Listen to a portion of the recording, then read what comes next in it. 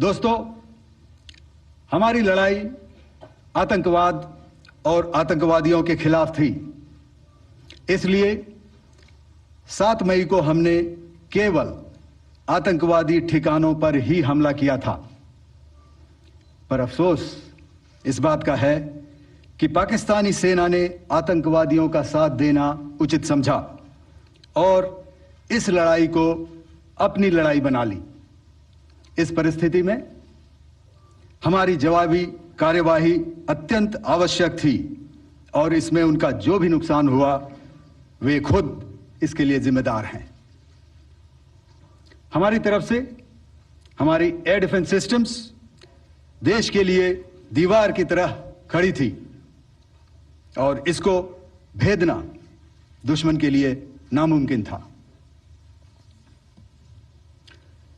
This brings me to the point, how have Indian forces managed to minimize the damage to both civilian and military infra in the country in spite of the unrelenting efforts by the Pakistani forces?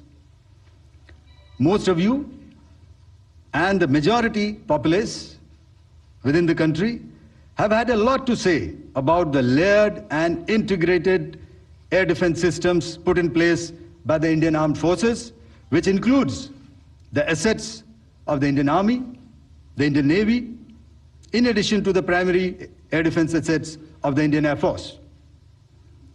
As you all are well aware, this robust AD system comprises of a large variety of multi-layered AD sensors and weapon systems, from point defense weapons like the low-level air defense guns, shoulder-fired manpads, and short-range surface-to-air missiles or SAMs, to area defense weapons like the air defense fighters and longer-range surface-to-air missiles within our inventory.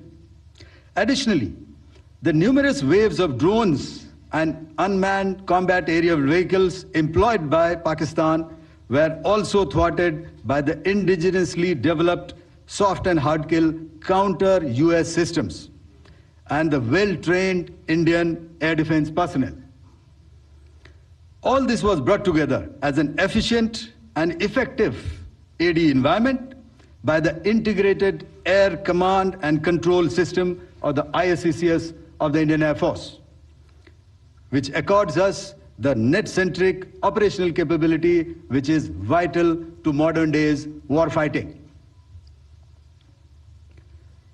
While much has been said and written about the newer systems, I would like to place on record the performance and efficacy demonstrated by even the older battle-proven AD systems like the Pechora, the OSA AK, and the LLAD guns in countering the Pakistani threat vectors in the current operations. They were all modern generations, but these battle-proven systems stood the test of time and took them on head-on. Another highlight has been the stellar performance of the indigenous air defense weapon system like the Akash system. Here, ladies and gentlemen, I would like to mention that putting together and operationalization of this potent AD environment has been possible over the last decade due to unwavering budgetary and policy support provided by the Government of India in acquiring state-of-the-art equipment and weapon systems. Some of the results achieved in countering the enemy threat vectors over the last week are now being shown on the screen. Shown on the screen is the probable enemy PL-15 missile, which is of Chinese origin. This missile has missed its target, and you can see the pieces now which are available with us. Another weapon system or weapon which was found was the long-range rocket, the pieces of which you can now see on the screen. We have talked about the loiter munitions and the unmanned aerial systems, and here are some of the glimpses of those systems which we have brought down. To your right, with the right undercarriage or the wheel, you can see is the Yeeha system, which is of Chinese origin, with Pakistan. You can see some quadcopters, and you can see one odd Sonka drone hanging by the wire. All these have been brought down by our trained crew and air defense systems.